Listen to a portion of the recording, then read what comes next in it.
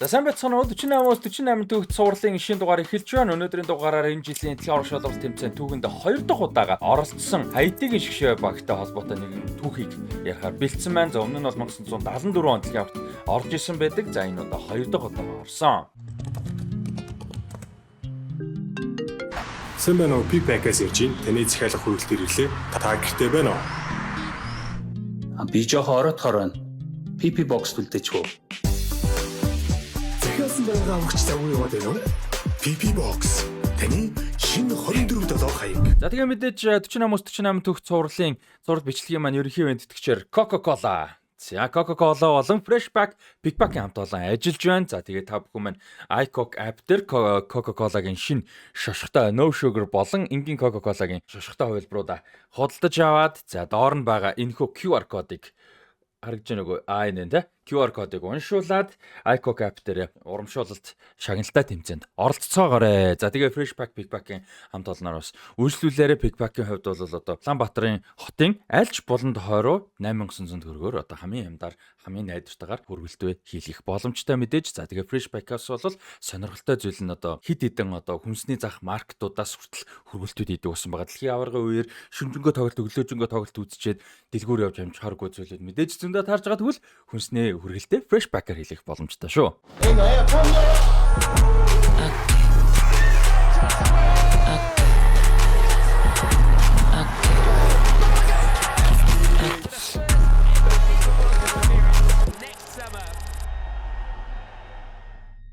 За 2010 оны 1 сарын 12-нд яг нутгийн цагаар 4 цаг 53 минутанд үдээс хойш 7 магнитудын маш хүнд газар хөдлөлт бол IT улсын төв нийслэл болох Port-au-Prince хотоос баруун өмнөд бүсэд бол хөдөлсөн юм хүнд газар хөдлөлт болсон. За энэ газар хөдлөлт бол одоо энэ улсын дид бүтэц энэ улсын ард иргэд бүгдээрнгэнд нь бол одоо маш хүндээр нөлөөлсөн 100-аас 300 мянган хүний амь даалдагдсан гэж бол тооцоо байдаг. Нарийн тооцоо хүртэл гаргахад хэцүү юм нөхцөл байдал бол үүссэн. За тэгээ хөл бөмбөгийн холбоо хөл бөмбөгийн дид бүтэц бол энэ донд одоо нэг өдрийн дотор нэг баг одоо мөчийн дотор оронгороо иргэсэн гэж хэлж болно.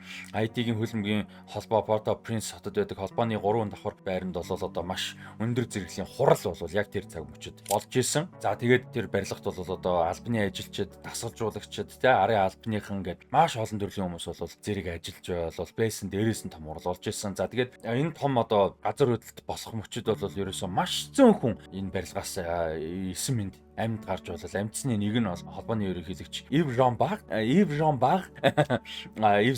Jean-Bart байсан. Барилга бол одоо 3 давхар барилга бол бүтэн нурж 5-6 секундын дараа гэхэд бол одоо бүтэн нурж зүгээр ингээд хавтгаа болсон. Ийм нөхцөл байдал үүссэн. Тэгээд одоо арын албаны одоо дээгүүр тушаалтай 32 бол одоо холбооны гишүүн бол тэр доороо шууд амиа алдсан гэж байгаа. За тэгээд дээрэс нь арын албаны дасгалжуулагч, шүүгч, академийн дасгалжуулагчид одоо янз бүрийн олон арын албаныхаа маш их зөвлөх мөвлөх гэх тийм ийм олон хүмүүс бол амиа алдсан. За дээрээс нь одоо нуранган донд дарагдсан ийм нөхцөл байдал бол үүссэн. Тэгээд IT-гийн хөлбөмбөгийн одоо үндсэн тарих үндсэн зохион байгуулалт удирдлага бол одоо ингээд хэдхэн секундын дотор ерөөсөө нэг үдээс хойш ихэд бол бүтэн нурж алга болсон ийм харамсалтай нөхцөл байдал үүссэн. За мэдээж яг уус даяараа ярих юм бол энэ бол хүн хөлбөмбөгөөр бол хязгаарлагдахгүй хөлбөмбөг байдгаа хүн нөхцөл байдал босно бол ойлгомжтой. За гэхдээ хөлбөмбөгөөр яриад явахад бол одоо IT улсын Port-au-Prince хотын хөлбөмбөгийн дид бүтэц бол одоо ерөөсөө байхгүй болсон гэсэн. Ерөөсөө тарж утарч байхгүй болсон. Гол клубүүдийн, шгшээ багуудын, багийн бэлтгэлийн баазууд, тоглолтын талбайнууд бүгд байхгүй болсон, нуурсан, одоо бүр гачин болсон. За тэгээд цөөхөн хөдөлгдсөн талбайнууд нь бол гэр оронгоо болсон. 1.5 сая хүмүүс байсан. 1.5 сая гэр оронгоо болсон. Тэгээд тэр хүмүүс бол одоо олон нийтийн паркууд, хөлбөмбөгийн талбай, цэнгэлтгүүд те ийм талбайгууд дээр бол одоо цугларч ор хорон хайж одоо байгаа бас майхан барих те ийм нөхцөл байдал бол үүссэн. Port-au-Prince хотын бол одоо алдартай төв цэнгэлдэх болох Silvia Cator гэж цэнгэлдэх бол онцгой байдлын бол гол төв нь болсон. Тийж бол маш олон хүмүүс бол тийж байрлаж байсан. Эмнэлгийн маш олон эмнэлгийн тусламжуучлаараа үйл ажиллагаа бол тэнцээ явуулжсэн. Аврах үйл ажиллагааг бол тэндээс явуулж исэн. Манайхаар бол одоо онцгой байдлынх нь тэнцээ бас байрлаж исэн. Аварсан хүмүүсийг тэнд авчирчдад эмчилж тусалцаа бас үзүүлж байсан гэдэг ийм нөхцөл байдалтай байсан. За тэгээ удирдлага зохион байгуулалтын одоо хүмүүс амиа алдсан, холбооны байр нурснаасаа гадна бол дотоодын лиг бол бүтэн утгаараа нурж алгуулсан. 1-2 дугаар лиг тоглолтыг олон тоглогчид амнасаа алдсан, амьд үлдсэн тоглогчид бол одоо хүнд гимтэж бэртсэн, тахир дутуу болсон. Дээрээс нь гэр орноо нурсан, алдсан, хайртай ойр дотны хүмүүсээ алдсан. Тэгээд хөдөө гадаа руу бас одоо цутааж ихэр муухаймд одоо холдож те ер нь хөлмийн дэд бүтцэд бол одоо байхгүй болсон гэж хэлж болно. Тэгээд тэр үед бол хүн нөхцөлийг нь ойлгоод мэдрээд FIFA болон CONCACAF буюу одоо Төв Хойд Америкийн хөлбөмбөгийн холбооноос бол 3 гаруй сая долларын хөрөнгө оруулалтыг одоо хөрөнгө оруулалтын уучлаарай тусламжийг бол өгсөн. За тэгээд энэ тусламжаар бол одоо газар хөдлөлтөөс хамгаалттай одоо хөлбөмбөгийн техникийн төвүүд за тэгээд дээрэс нь одоо академиудыг шинээр одоо барих те одоо grassroots гэж ярьдаг шүү дээ хөлбөмбөгийн хүүхдүүдийн талбай гэж хэлэх юм да энгийнээр те ийм одоо дэд бүтцүүдийг хийх зорилгоор 3 сая долларыг бол FIFA болон CONCACAF нийлж тусламж үзүүлсэн байна. This is quite a game. It'll be a free kick. Oh, what a goal! And emotion overflows. Дотоодын лиг, дотоодын хөлбөмбөг бол одоо бүр нураад байхгүй болчихсон байсан учраас үндэсний шгшээ багийн тасалжуулагч Марколад скаутинг системийг бол өөрчлөхөөс аргагүй болсон. За тэгээд одоо ID гаралтай диаспора буюу одоо дэлхийд даяараа тарсан ID гаралтай давхар иргэншил авах боломжтой ийм одоо тоглогчдыг бол хайж ихэлсэн. Тэгээд Европ, Хойд Америк гээд ихэнхдээ Европ, Хойд Америк гэсэн ихтэй өөр төвөдөж гисэн одоо байсан тоглогчдыг бол хайж бэлдэж бол ихэлсэн. Тэгээд тоглогчдын хувьд бол бас ID-ийн төлөө тоглох хүсэл хэмэлцэл бол нэлээд байсан мэдээж хүнд цаг таарсан тэгээд аав ээжийнхаа эмээ өвгийнхаа ч юм уу нутгийг магадгүй зарим нь бол өөрсдөө төрсөн нутгаач гэсэн тий одоо ID-д төрсөн ч өөр ус руу цагаатцсан тоглогчдоос байсан тэгээд тийм тоглогчд бол ID-ийн төлөө тоглох бол шийдвэрүүдийг бол гаргаж ирсэн. За ингээд Франц, Канада, Америкийн нэгдсэн улс, баруун Европын олон улсуудад төрсэн зарим нь Европ бэлтгэлтэй, зарим нь Канада, Америк бэлтгэлтэй ийм тоглогчдоос бол бүрдсэн бүрэлдэхүүнүүдийг бол босгож эхэлсэн байгаамаа. За тэгээ эхний амжилт гэж хэлж болох амжилт бол одоо 2015 оны CONCACAF-ийн Gold Cup байгаа. За Gold Cup бол одоо Өмнөд Америкийн Копа Америка, Европын, Европ, Азийн авраг, Азийн цом, за тэгээд Африкийн одоо AFCON гэдэг тэмцээнүүдэд тэнцвүүцэн юм тэмцээн байгаа. Төв Хойд Америкийн улсуудын хооронд болдог тэмцээн. За энэ тэмцээнд бол одоо эрхээ авч орсон. Эрхээ авсан ч өөрөө том амжилт хийсэн. Тэгээд оролцоод бол маш хүнд хэсэгт орсон. Зохион байгуулагчид Америкийн нэгдсэн улс, за тэгээд бүсийн том багууд болох одоо Панам, Хондурас гэсэн улсуудын нэг хэсэгт орсон. Энэ дөрвөн баг дундаа бол одоо хамгийн муу сул гэж хэлж болох баг нь бол ID байсан. За тэгээд Grenadiers хочтой багийнхан бол эхний тоглолтонд одоо хамаагүй том фаворитүүд байсан Панамтай бол 1-1 харьцаатай тэнцэж одоо үр дүнг бол авсан. За дараа нь 20 дахь тоглолт зохион байгуулагчид Америктэй тоглоод тун чанга тоглолт болсон.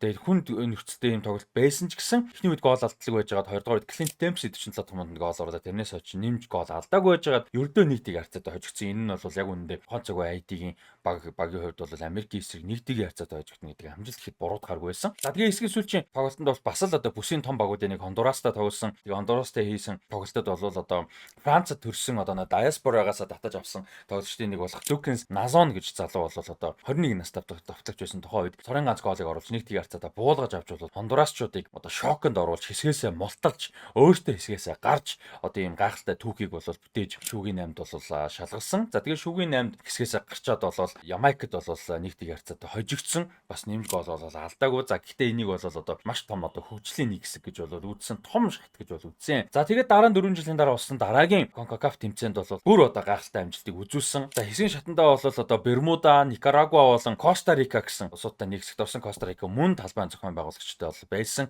За тэгээд эхний тоглолтондоо бол Бермудаг 2-1 харьцаатай одоо comeback хийж бол хоцсон. Никарагуаг дараагийн тоглолтондоо маш амархан 2-1-ээр бол хоцсон. За сүүлчийн тоглолтонд бол зохион байгуулагчд Коста Рикад эхний үед 1-1-ээр хожигдж байгаад 2 дугаар үед бол 2 гол оруулж нөгөө л Назон тэнцвүүлсэн голыг оруулж дараа нь 81 дэх минутанд Jimmy Alexis гол оруулж 21 хацаатай буулгаж авч хэсгээсээ бүр төгс амжилттай буюу 9 оноотой 3 тоглолтоос 9 оноотой гол нь одоо талбайн зохион байгуулагчид дээрээс нь одоо Төв Америкийн бүсийн хөлбөмбөгийн том одоо баг болох Коста Рикаг буулгаж авч comeback хийж бүр буулгаж авч бол хэсгээсээ гарсан юм гайхалтай амжилтыг үзүүлсэн. За тэгээд хэсгээсээ гараад зогсохгүй шүүгийн 8-д бол одоо Канадын шгшээ огтой таарсан одоо Jonathan David тэргүүтэй ийм одоо бүрэлдэхүүнтэй Канадын эсрэг тоглосон. За тэгээд эхний 30 минутанд 2 гол алдсан боловч 20 дугаар үед 50 70 76 дахь минутад гол хийж өгдөг comeback хийж үнэхээр одоо Хьюстонд цугласан одоо фанатуудыг бол одоо галзууруулсан ийм одоо тоглолт бол болж Канадаас 2-1 харьцаатай эргэж ирж бол хожлыг авсан. За тэр үеийн CONCACAF Gold Cup тэмцээн бол Коста Рика, Ямайк болон Америкийн нэгдсэн улсуудад хамтран зохион байгуулагдаж байсан.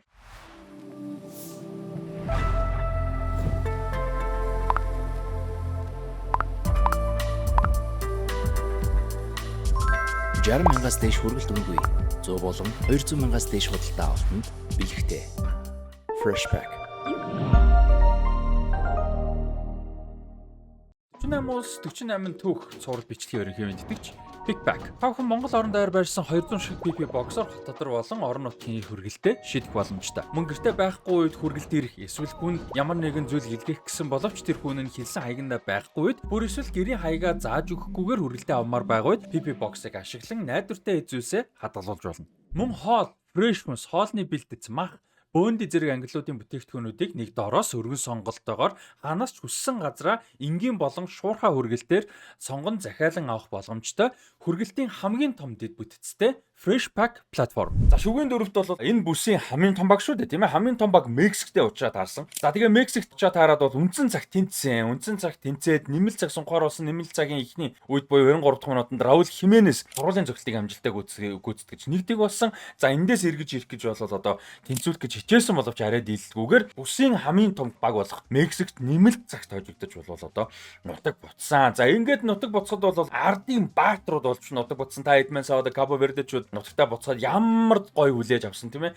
Тэрэн шиг л одоо Port-au-Prince хоттой бол ардын баатруулж болж эргэж ирсэн. За FIFA-р шансааны түүхэндээ бол одоо хамгийн дээд хэмжээндээ буюу 38-д жагсаж болол ихэлсэн. За ингээд энэ хүнд нөхцөл байдлаас энэ хүнд одоо сүрэл энэ том гамшигаас бол боссон баг бол ингэж гоё амжилтыг үзүүлж явсан нь бол бас үнэхээр гой түүх юм аа. За тэгээд дээрэс нь мэдээж энэ жилийн дэлхийн аврах шалралт тэмцээнд ихээ авч бол оролцсон мэдээж бас одоо том амжилт бол болсон. Коста Рикаг одоо сүүлийн тоглолтонд Коста Рика Хайти тоглолт шгшээ багуудыг бол одоо буулгаж аваад дэлхийн аврагын ихээ авсан шүү дээ. Тэгээд одоо Хайтигийн хувьд бол бас хөл бөмбөгн. За одоо бол хэдийгээр тэр том гамшигасаа салсан ч гэсэн геополитик за тэгээд улс төр нийгмийн байдлаар бол маш хүнд нөхцөлтэй байгаа. Гэхдээ тэр бас л тэр том хүнд нөхцлөөс дэлхийн аврагын ихээ аваад одоо өөрсдөө эн чинь улсдаач тоглож чадахгүй байсан шүү дээ. Одоо өөрсдийнхөө аль биесээр нутагтаа гэж нэрлэж байгаа тоглолтуудыг одоо Куросаод тоглолтуудаа жишээ нь хийжсэн шүү дээ. Тэгээд ийм одоо хүнд нөхцөл бас л одоо дэлхийн аврах шалралт тэмцээний ихээ авч орж ирээд Шотланд, Бразил, Мексиктэй тоглолоо. За Мороккогийн эсрэг 2 гоолыг хүртэл оруулаад амжлаа гэдэг бол бас гайхалтай амжилт юм аа. Тэгээд